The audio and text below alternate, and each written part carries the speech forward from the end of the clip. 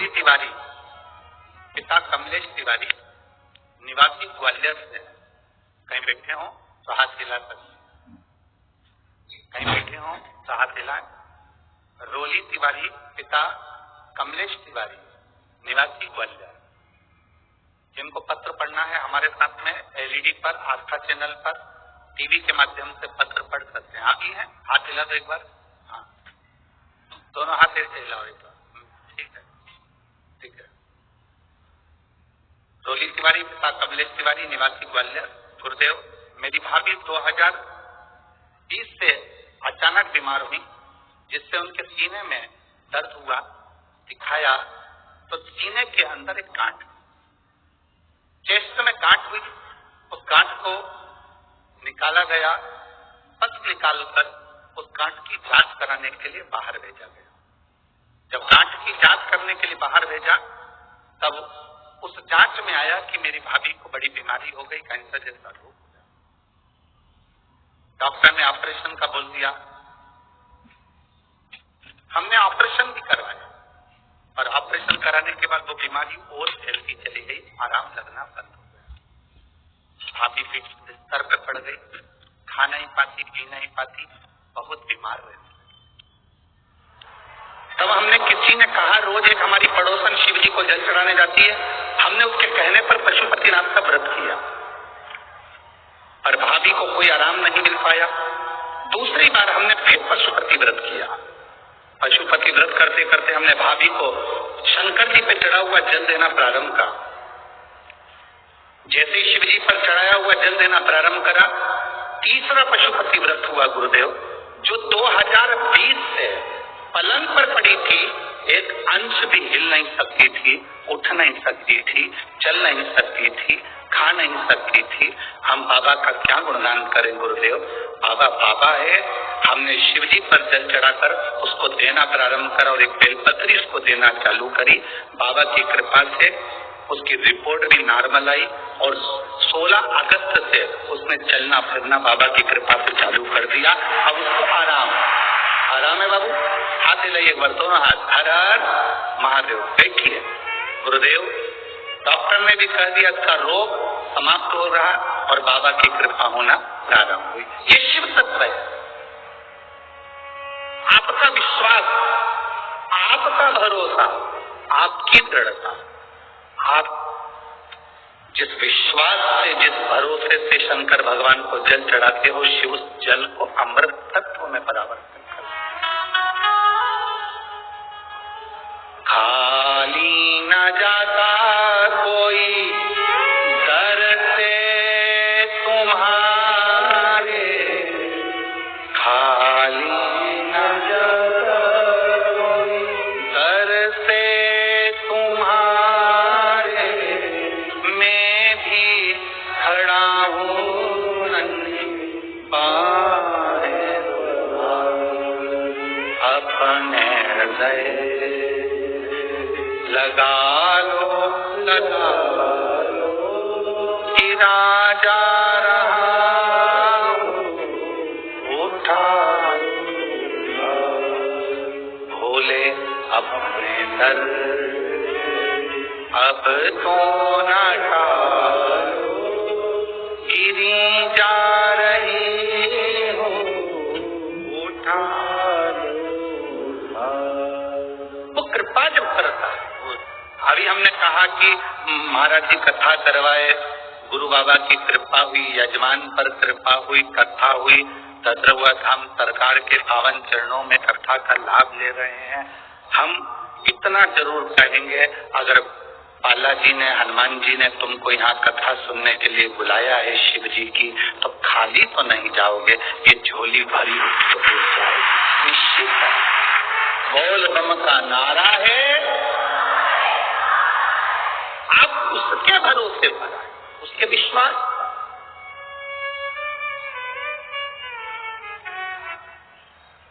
द्रौपदी कह रही है मेरा पति मर नहीं सकता, ये मेरा विश्वास है। दीन बंधु दीनानाथ मेरी डोरी, मेरी डोर तेरे हाथ में तो कैसे मर जाए। भगवान ने कहा द्रौपदी एक काम कर, जल्दी से तैयार हो जा, जल्दी तैयार हो, दासी के कपड़े पे, नौकरानी, दासी के कपड़े। द्रौपदी ने कहा दासी के कपड़े मैं क्यों पहनूं, तू पहन। दासी के कपड़े पहनाए भगवान ने और कहा चल भीष्म पितामह के कक्ष। पितामह को नींद नहीं आ रही होगी क्योंकि कल अर्जुन मरने वाला है, तू जाके उनके चरण छूना, आशीर्वाद लेना, वो अखंड सौभाग्यवती का आशीर्वाद तुझे दे देंगे, काम खत्म। तो चल मेरे साथ। द्रौपदी दासी के कपड़े पहनकर चली, पांव में जूतियां पहन गई द्रौपदी, पांव में चप्पल पहन गई। भगवान ने आवाज लगाई द्रौपदी रुक रुक रुक, इधर जल्दी जल्दी आ। द्रौपदी ने कहा क्या भैया, चप्पल निकाल जल्दी से। द्रौपदी के पांव की जूतियों को, चप्पल को भगवान ने चप्पल में चप्पल फंसाया और काली कम्बल ओढ़कर एक वृक्ष के नीचे चप्पल का टेका लगाकर मेरा द्वारकाधीश सो गया, मेरे द्वारिका के नाथ सो गए। चप्पल का टेका लगाकर काली कम्बल ओढ़कर जो मेरा द्वारका का नाथ सोया। द्रौपदी को कहा कोई पूछे कि अंदर क्यों जा रही हो, कहना मैं दासी हूं, झूठे बर्तन उठाने जा रही, चले गए। दरवाजे पर जैसे पहुंचे तो द्वारपालों ने मना करा, तुम कौन, दासी, मैं झूठे बर्तन उठाने में। अंदर चली गई। भीष्म पितामह खिड़की के पास खड़े थे, नींद नहीं आ रही थी। द्रौपदी ने चरण पकड़ लिए। भीष्म पितामह को लगा दुर्योधन की पत्नी रोज सुबह जल्दी स्नान करके मुझे प्रणाम करने आती है, आज और जल्दी आ गई। उनको क्या मालूम था, वो तो समझे दुर्योधन की पत्नी है, उनको क्या मालूम था कि द्रौपदी है। उन्होंने तुरंत जो देखा, द्रौपदी से इतना पल्लू लेकर गई थी क्योंकि सेविका थी, दासी थी, दासी इतना पल्लू करके जाती थी राजभोग, सेविका। पल्लू का फायदा कितना है,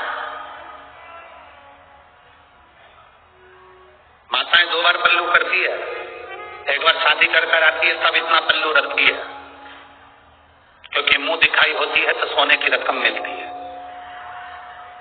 और दूसरी बार माताएं इतना पल्लू जब रखती है जब घर में कोई बुढ़ा बुढ़ी मरता है, कोई बुजुर्ग जब मरता है तब इतना पल्लू रखती है क्योंकि आंख में आंसू तो एक भी नहीं आता, बस अंदर डिजाइन में चिल्लाती रहती।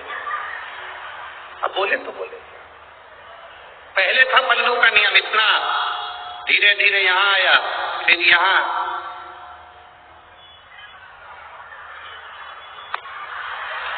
गया।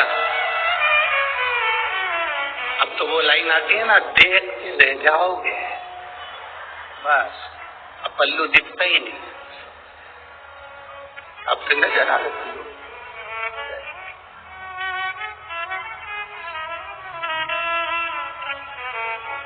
पहले एक समय में होता था, नानी बाई का मायरा सुना है आप लोगों ने, जम के तो बोलो जरा।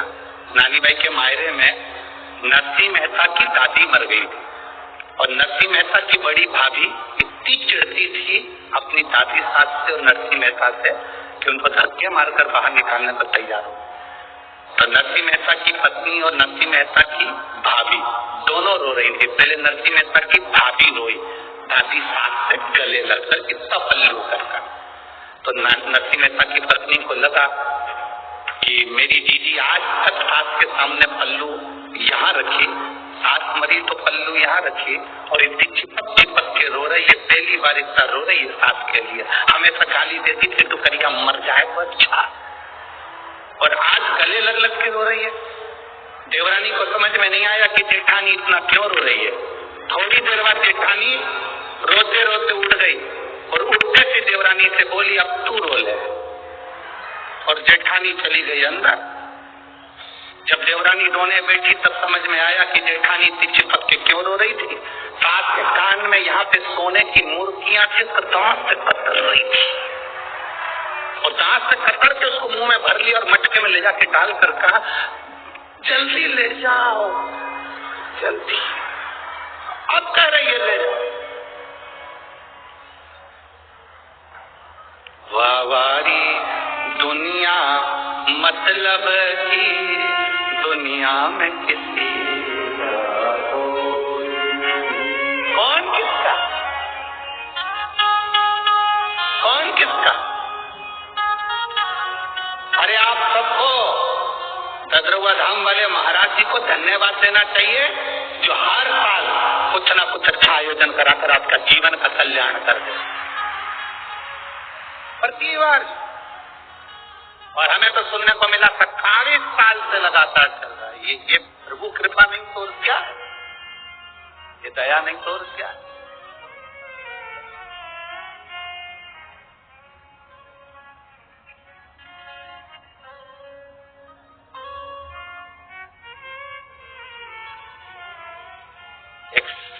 एक संत वो होते हैं जो केवल अपने अपने वालों को खिला देते हैं, अपने अपने वालों के लिए कोई आयोजन अरेंज कर लेते हैं, पर ये वो संत हैं जो केवल अपने वालों के लिए नहीं सबके लिए करते रहते हैं। ये वो संत सहज नहीं।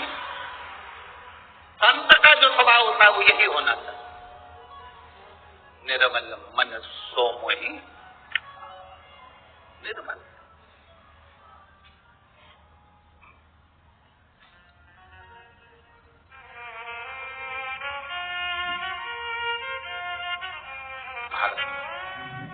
पल्लू कर चली गई द्रौपदी। भीष्म पितामह के चरण पकड़े। भीष्म पितामह को लगा दुर्योधन की पत्नी, आशीर्वाद दे दिया। अखंड सौभाग्यवती। तुम तो बोलो, जरा जम के बोलो, अखंड।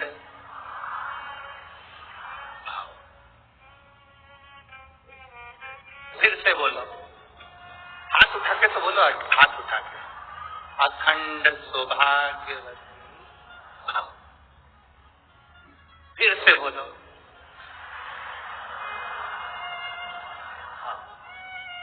फिर हाथ उठा के बोलो जरा अच्छे से, पूरा पूरा बोलो, अखंड सौभाग्यवती। फिर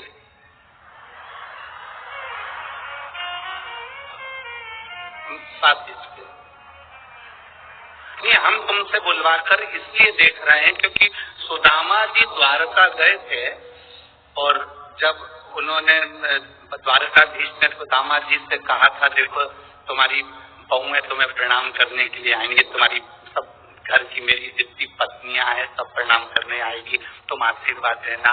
सुदामा जी के पास में द्वारकाधीश बैठ गए थे और सब रानियों से कह दिया था, मेरा दोस्त आया, उम्र में बड़ा है, सब प्रणाम करना।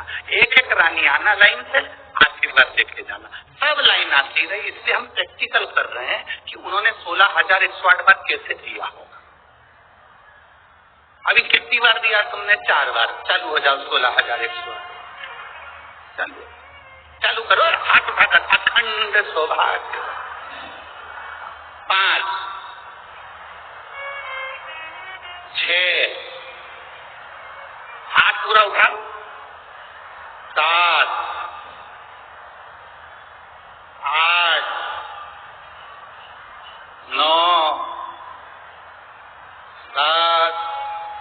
आज अदरवा धाम में पूरी प्रैक्टिस अपने करना है। फिर वापिस बोलो। 11 बस। सुदामा जी भी यही कर रहे थे, आशीर्वाद देते, अखंड सौभाग्यवती भव, अखंड सौभाग्यवती भव, अखंड सौभाग्यवती भव, अखंड सौभाग्यवती भव, अखंड सौभाग्यवती भव, अखंड सौभाग्यवती भव, अखंड सौभाग्यवती भव, अखंड सौभाग्यवती भव। थोड़ी देर बाद द्वारकाधीश से पूछा, कन्हैया इधर। कन्हैया बोला, क्या तेरी है? हाँ अपनी है, चलने दे।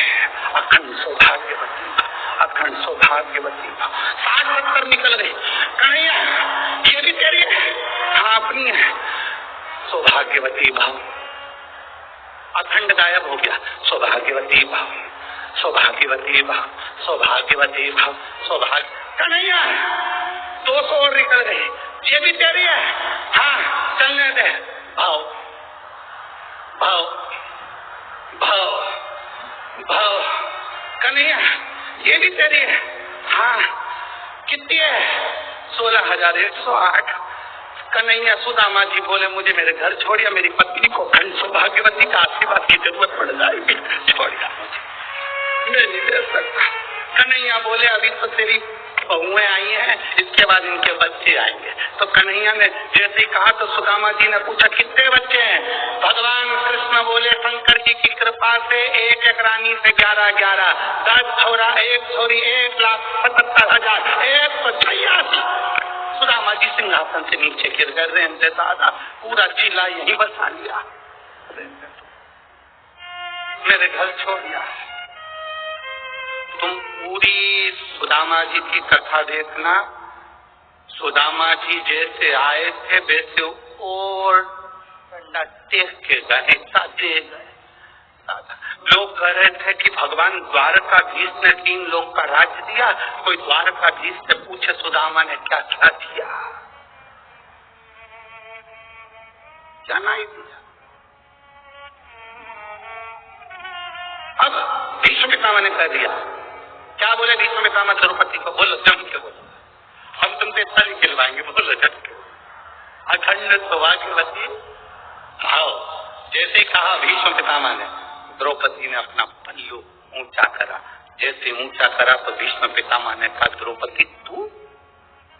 द्रौपदी कहती है, पितामह तो कल देखूंगी। मेरा अखंड सौभाग्य रहता है कि अर्जुन नहीं रहता है। आपने संकल्प लिया। चली गई द्रौपदी। पितामह नींद उड़ गई पितामह की। रात्रि को पितामह ने एक पत्र लिखा, उस पत्र को बाण पर लपेटा। भीष्म पितामह ने ध्यान लगाकर देखा, इसको यहाँ भेजा किसने? तब ध्यान में आया पितामह कि इसको भेजने वाला कोई दूसरा नहीं था। चप्पल का ठेका लगा के काली कम्बल ओढ़ के आराम से सो गया है। अपने को बेचैन कर दिया, खुद चैन से सो गया। बताओ, इसलिए ददरुआ धाम बालाजी महाराज ठुमका लगाते हुए दिखते हैं। खूब आनंद में आग लगे बस्ती में अपन वो कहता है खुश रहो, प्रसन्न, आनंद। दूसरे दिन युद्ध प्रारंभ हुआ।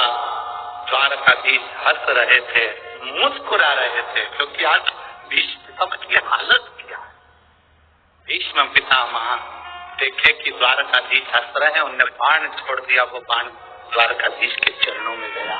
पत्र द्वारकाधीश ने निकाला, पढ़ा। अभी तक द्वारकानाथ रो रहे थे, हंस रहे थे, अब द्वारकानाथ रोने लगे।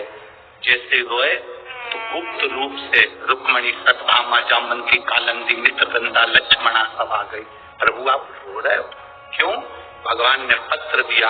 उस पत्र में लिखा था, दीन बंधु दीनानाथ मेरी डोरी। तू केवल अर्जुन की डोरी नहीं संभाला, मेरी भी डोर संभालना। नीचे लिख दिया, मेरा प्रण ना छूटे और अखंड सौभाग्यवती होने का वर ना छूटे। अब तू निपट, क्या करना है? अब तुझे निपटना है, करना क्या है ये तेरे ऊपर निर्भर करता है, मेरे ऊपर नहीं। एक माँ ने पत्र लिखा, जिसको वो बीमारी हो गई थी जो बीमारी लाखों लोगों में से एक को होती है, जिसके शरीर की नसें चौक हो जाती है, शरीर काम करना बंद कर देता, पलंग पर पटक जाता है और वो शरीर बेकार हो जाता है। एक माँ ने पत्र लिखा है इसमें।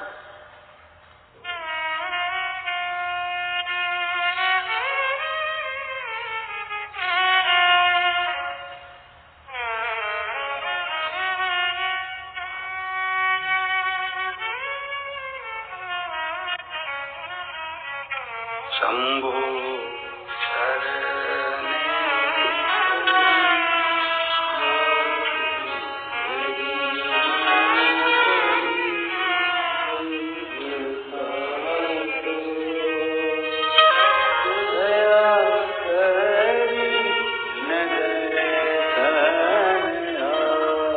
पहले तो फोटो देखें एलईडी के माध्यम से, आस्था चैनल के माध्यम से।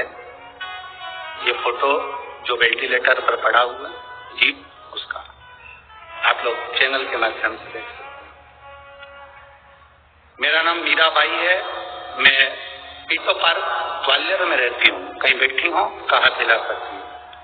मेरा नाम मीराबाई है, मैं पीटो पार्क ग्वालियर में रहती हूँ। कहीं बैठी हैं? आती हैं? दोनों हाथ हिला दो बार। श्री शिवाय नमस्तुभ्यं। मेरा नाम मीराबाई है, मैं पीटो पार ग्वालियर में रहती हूँ गुरुजी। महादेव जी का मैं क्या गुणगान करूं गुरुदेव। बाबा की कृपा से मैं अभी ठीक हूँ। कुछ समय पहले वर्ष 2022 में बहुत बीमार हो गई थी। उसके बाद मुझे दिल्ली के RR हॉस्पिटल में भर्ती किया गया था, जिसके फोटो मैंने लगाए हैं। वहां मुझे पता चला कि मुझे ऐसी बीमारी हो गई है जो लाखों लोगों में से किसी एक को होती है। मुझे वेंटिलेटर पर डाला गया, शरीर मेरा बेकार होता गया, शरीर से चलना फिरना खाना पीना सब बंद हो गया। जान करें क्या?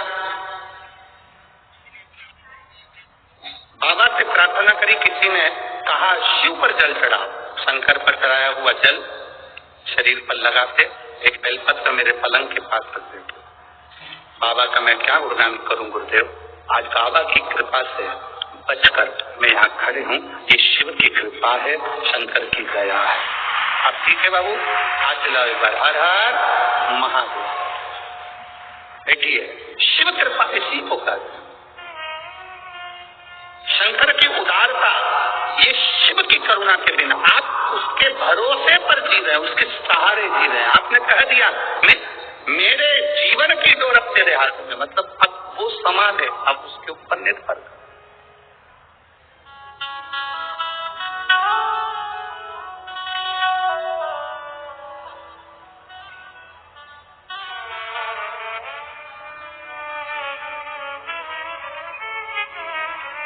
अब सौंप दिया इस जीवन का सब भार संपूर्ण जीवन का भार हमने उसको दे। अब हमारा नहीं कुछ, हम उसको दे।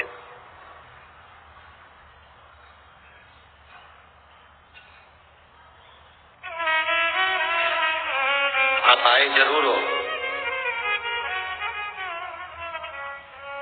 अब ये गदरवा धाम की जो भूमि है, यहाँ आसपास में कोई बहुत होटलें नहीं है क्या? जम के बोलो जरा। कोई रहने के लिए कोई बहुत सारी व्यवस्था है क्या? नहीं। जो कुछ भी बालाजी सरकार ने गुरुजी महाराज के माध्यम से, महाराज जी के माध्यम से व्यवस्था करवाई, वो ये व्यवस्था है। अब तुम यहाँ किसी रिश्तेदार से मिलने के लिए नहीं आए। यहाँ 5 दिन तुम डेरा जमा कर डॉक्टर हनुमान जी से शिव महापुराण की कथा सुनने के लिए अगर आए हो, तो ये मेरा विश्वास कहता है इस डॉक्टर का इलाज चालू हो गया और ये शंकर रूपी कथा का रस तत्व तुम्हारे जीवन में पहुंच गया, तो 5 दिन की कथा के बाद तुम्हें किसी डॉक्टर के पास जाने की जरूरत नहीं। भक्ति है उसका स्मरण। एक पत्र और है, देखिए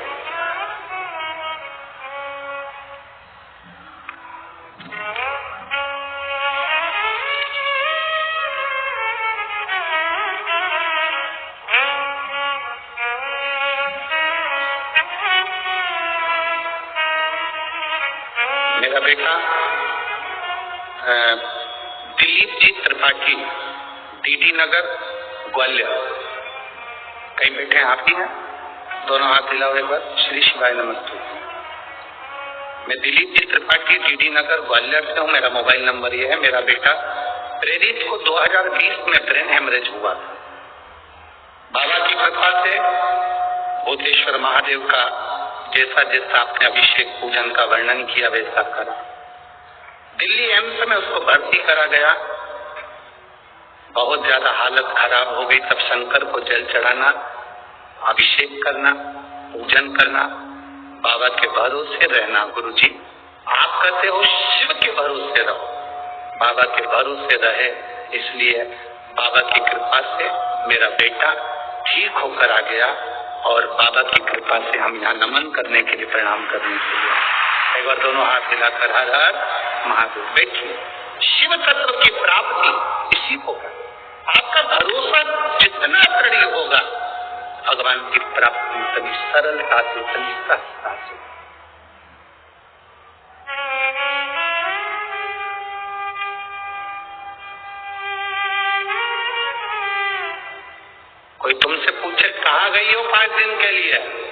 कह देना बालाजी सरकार की गोद में बैठकर शंकर की कथा का श्रवण कर रही हूँ, अपने जीवन को सार्थक तदरुआ धाम।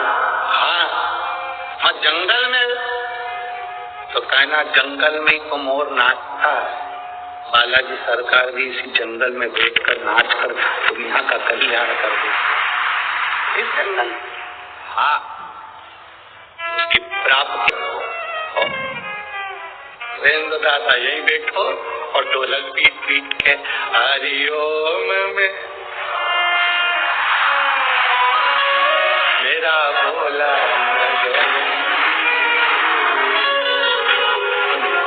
अब तुम्हारा तो मन करे सुखो,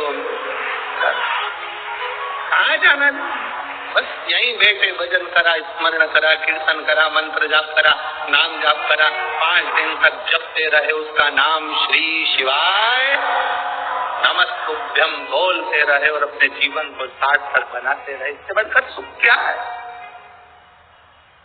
इससे बढ़कर आनंद क्या है। लिख दिया मेरा संकल्प भी नहीं टूटना चाहिए और मेरा आशीर्वाद भी नहीं छूटना चाहिए, उसके भरोसे छोड़ दिया। रानियों ने पूछा द्वारकाधीश से क्यों रो रहे हो, पत्र पढ़ लो। पत्र पढ़ा तो रानियों ने कह दिया क्यों चिंता करते हो, भीष्म पितामह ने जितनी एकादशी करी शायद दुनिया में किसी ने इतनी एकादशी नहीं करी। तो भीष्म पितामह ने जो एकादशी करी उसका पुण्य भीष्म पितामह को देना। क्या करना पड़ेगा, पितामह के लिए अर्जुन से कहो बाण छोड़े, पितामह के शरीर को वो बाण छुएंगे, लगेंगे। दुनिया को लगेगा कि भीष्म पितामह बाणों की सैया पर पड़े हैं और भीष्म पितामह बाणों की सैया पर नहीं। पितामह ने जितनी एकादशी करी है वो सारी एकादशी बाण बनकर भीष्म पितामह को अपने हाथ पर झेल लेगी, उसको बनने लगेगी।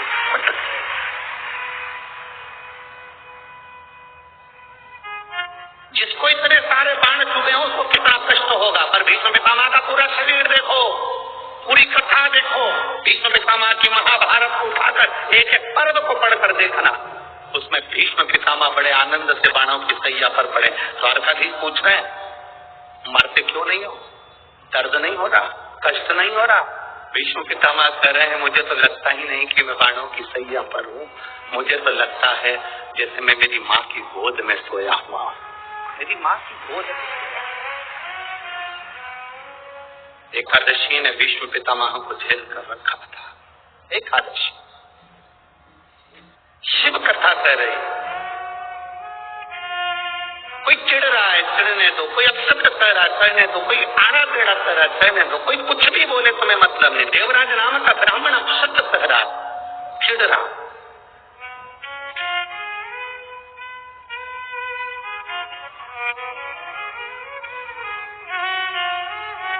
चिढ़ रहा।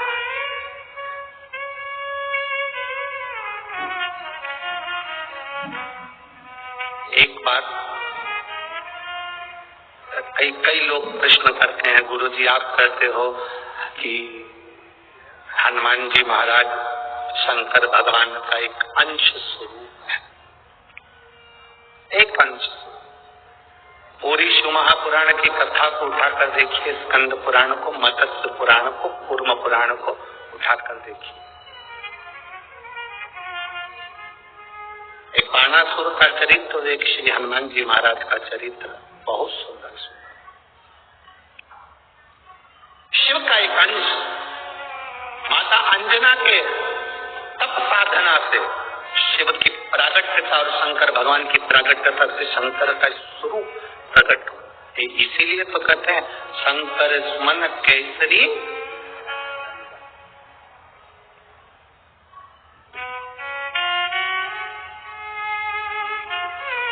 शिव का एक स्वरूप है हनुमान जी। हम तो हमेशा कहते हैं अगर आप हनुमान जी का भी दर्शन कर रहे हैं तो ये अंदाजा लगाकर रखें कि आप शंकर का दर्शन कर रहे हैं। आप शंकर का दर्शन कर रहे हैं तो ये अंदाजा लगाकर रखें कि आप हनुमान जी का दर्शन कर रहे हैं। सब एक, कोई भेद नहीं, सब एक, कोई भेद नहीं। देवताओं कोई भेदता नहीं, सब में एक समान। भगवान कृष्ण ने गीता किसको सुनाई थी? जम के बोलो, युद्ध के मैदान में भगवान कृष्ण ने गीता किसको सुनाई थी? जम के बोलो, जरा आवाज आना चाहिए। किसको सुनाई थी? अर्जुन। पक्का लाख कर दूं, पक्का है कि अर्जुन को गीता सुनाई थी। जिसने स्कंद पुराण का स्मरण करा हो, मत्स्य पुराण का स्मरण करा हो, उसमें संवाद मिलता है द्वारकाधीश के पास में जब अर्जुन पहुंचे, अर्जुन ने निवेदन करा कि आप मेरी ओर से युद्ध लड़े। भगवान ने कभी जाओ, मैं बुलाऊंगा तब आना। अर्जुन आए, हनुमान जी को भी बुलाया। अर्जुन हनुमान जी दोनों आए, द्वारकानाथ संध्या करने बैठ गए, उठे नहीं। तब दोनों अर्जुन और हनुमान समुद्र के किनारे घूम रहे हैं, दोनों घूम रहे। अब अर्जुन और हनुमान दोनों समुद्र के किनारे पर घूम रहे थे। घूमते घूमते अर्जुन के मुख से निकल गया, तुम कौन हो? हनुमान जी ने कहा, मैं राम का सेवक हनुमान, राम भक्त। अर्जुन ने कहा, वो राम जी जिन्होंने बंदर से पत्थर फिगवाए थे, सेतु बनवाया था, तब पार उतरे थे, और मैंने सुना बड़े वीर योद्धा थे। वो चाहते अगर मेरे जगह पर मैं होता तो पत्थर फेंकने नहीं देता, एक बाण छोड़ता, यहाँ से लेकर समुद्र के उस पार पुल बना देता। अर्जुन ने कहा, मैं होता तो पुल बना देता, बाण छोड़कर यहाँ से लेकर वहां तक का एक पुल तैयार कर। हनुमान जी ने कहा, तू पुल बनाता, मेरे जैसा एक बंदर लात रखता तो टूट जाता। तू पुल बनाता, मेरे जैसा बंदर एक लात रखता, बानर टूट जाता। अर्जुन ने कहा, टूट नहीं सकता, और तोड़ दिया तो? अर्जुन ने कहा, तू तोड़ के बता दे, मैं अपने शरीर को जलाकर भस्म कर दूंगा। पक्का? ठीक है, तू बना पुल। अर्जुन ने बाण का पुल बना दिया। हनुमान जी ने जो पांव धरा तो सब टूट के चर्र करके सब टूट गया। जो टूटा तो अर्जुन समाधि में लीन होने के लिए लकड़ियां जमाने लगे थे। मैं द्वारकाधीश आकर खड़े हो गए। अर्जुन क्या कर रहे हो? मैं हनुमान से हार गया, इसलिए मैं शरीर को त्याग रहा। अर्जुन, तुम हनुमान से नहीं आ रहे हो, तुमने राम की निंदा कर दी। जो जीव परमात्मा की निंदा करता है, चाहे राम की करे, चाहे कृष्ण की करे, चाहे संत की करे, चाहे साधु की करे, चाहे गुरुजन की करे, चाहे शिव की करे, संसार में जन्म लेने वाला अगर मनुष्य संत गुरु भगवान की निंदा करता है तो वो कभी उन्नति की सीढ़ी पर नहीं चढ़ सकता, वो नीचे ही धकेलेगा, जाएगा जमीन, ऊपर नहीं जा सकता, ऊपर की ओर नहीं बढ़ेगा। तुमने निंदा करी है, निंदा इसका फल तो तुम्हें भोगना ही है। निंदा इसलिए तुम्हारा शरीर जलकर भस्म होने की तैयारी करी है। अर्जुन कहते हैं, प्रभु प्रभु आप कुछ करिए। भगवान द्वारकानाथ ने फिर कहा कि अब मैंने नहीं देखा था, इसलिए वापिस पुल तैयार करा जाए। पुल तैयार करा, हनुमान जी से वो पुल नहीं टूटा तो हनुमान अपने शरीर को भस्म करने लगे। द्वारकाधीश ने कहा, नहीं रुको, तुम भस्म नहीं करोगे, तुम अर्जुन का साथ देना, युद्ध के मैदान में अर्जुन के रथ पर तुम चढ़े रहना। हनुमान जी ने कहा, मैं अर्जुन के रथ पर नहीं चढ़ सकता। क्यों? क्यों? मैं बिना सत्संग के, मैं बिना सत्संग के कहीं नहीं रह सकता। जब तक मुझे सत्संग नहीं मिले, हनुमान जी जहां कथा होती है वहां जाते हैं, कहीं सत्संग मिलेगा मैं जाऊंगा, मैं भी बिना सत्संग के नहीं रह सकता। भगवान कृष्ण ने कहा, तुम अर्जुन का साथ दो, मैं तुम्हें कुरुक्षेत्र के मैदान में स्वयं सत्संग कराऊंगा, प्रवचन दूंगा, कथा कहूंगा, मैं स्वयं सत्संग कराऊंगा। दुनिया कहती है अर्जुन को भगवान कृष्ण ने गीता सुनाई थी, ऊपर ध्वजा में बैठे हुए श्री हनुमान जी महाराज पताका को बार बार हिला कर रहे थे, सब सुनाओगे सत्संग। द्वारकानाथ, मुझे सत्संग के लिए लेकर आए हो, युद्ध के मैदान में 18 दिन का युद्ध है, कम से कम एक दिन तो मुझे सत्संग का लाभ दिला दीजिए, मुझे तो युद्ध में सत्संग करा दीजिए। साथ भगवान कृष्ण सिंहासन रथ से नीचे उतरे। रथ से नीचे क्यों उतरे थे? अगर गीता का ज्ञान देना था तो रथ से बैठे बैठे देते थे, और भगवान रथ से नीचे इसलिए उतरे क्योंकि भगवान ने रथ की ओर मुख करा। प्रवचन देने वाले को भक्त की ओर मुख कर कर बोलना पड़ता है। हनुमान की ओर देखकर द्वारकाधीश ने प्रवचन गीता का ज्ञान दिया।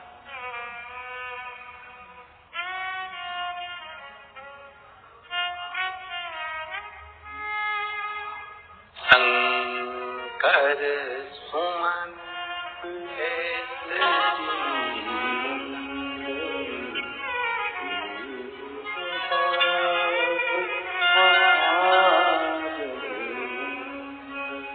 उसका एक स्वरूप, उसको जाना, उसको पहचानना सरल नहीं है। जो हनुमान को जान गया, जो शिव को जान गया, उसकी जिंदगी सार्थक हो। जैसे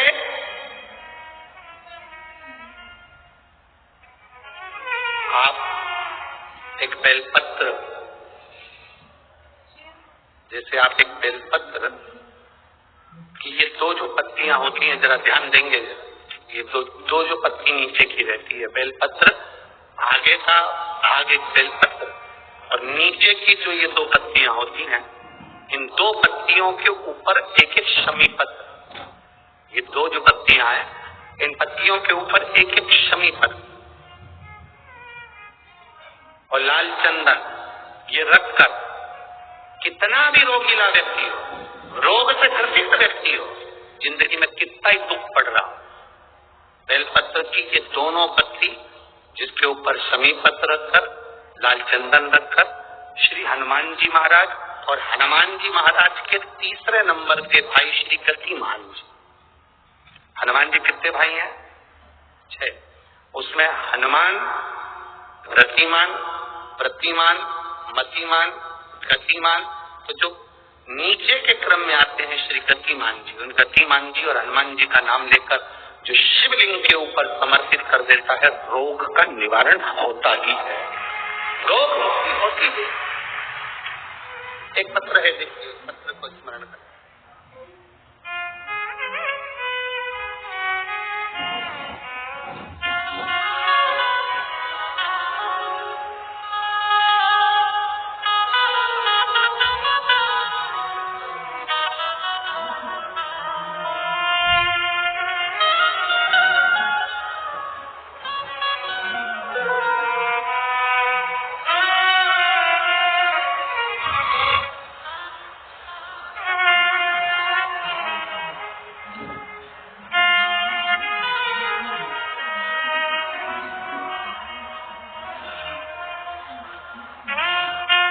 मेरा नाम रीना है और मैं इंदौर विजयनगर से आई। कहीं बैठी हो तो हाथ हिला सकती हूँ। मेरा नाम रीना है और मैं इंदौर विजयनगर से आई। कहीं बैठी हैं तो हाथ हिला सकती हैं। अगर कहीं बैठी हो तो अपने दोनों हाथ हिला सकती हैं। वाले पंडाल में वापिस हाथ हिलाओ एक बार। हाँ ठीक है, ठीक है, ठीक है। मेरा नाम रीना है और मैं इंदौर विजयनगर से आई हूँ। गुरुजी, मेरे संतति संदीप जी कुशवाहा को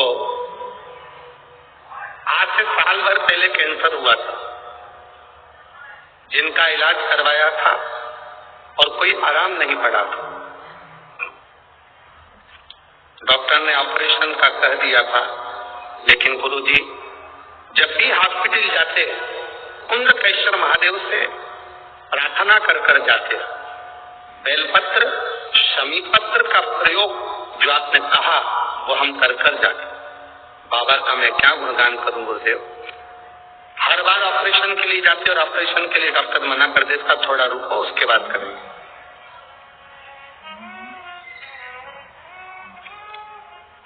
फिर ऑपरेशन के लिए गए, फिर मना कर। गुरुदेव आप कथा में बोले शिव और हनुमान एक है, उसके सिवा इनमें कोई भेद है। पानी पिलाना चालू करो, हमने पानी देना चालू करा। फिर किसी ने उसी बीच में कहा कि यहाँ ददरुआ धाम में डॉक्टर हनुमान रहते हैं, वहां पर 5 मंगलवार चलते हैं, उनसे भी प्रार्थना करते हैं। गुरुदेव त्रिजुगी नारायण का पानी देते, कुंदकेश्वर महादेव का स्मरण करते, ददरुआ धाम सरकार के दर्शन करने के लिए बालाजी के आने लगे। बाबा का मैं क्या गुणगान करूं गुरुदेव, वास्तव में शिव हनुमान के रूप में, हनुमान शिव के रूप में है, दोनों ने साथ लिया। आज मेरे पति ठीक है, मैं बाबा को यहाँ नमन करने के लिए। पति आए हैं के सच में आए हैं, हाथ खिलाओ जरा। अब ठीक है, आराम है आपको? श्री शिवाय नमस्ते, बैठिए, बाबा की कृपा का स्मरण करते रहिए। शिव तत्व की प्राप्ति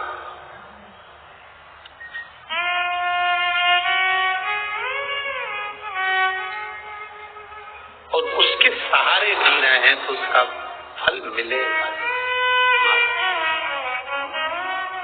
हम तो बाबा के सहारे, भोले बाबा की,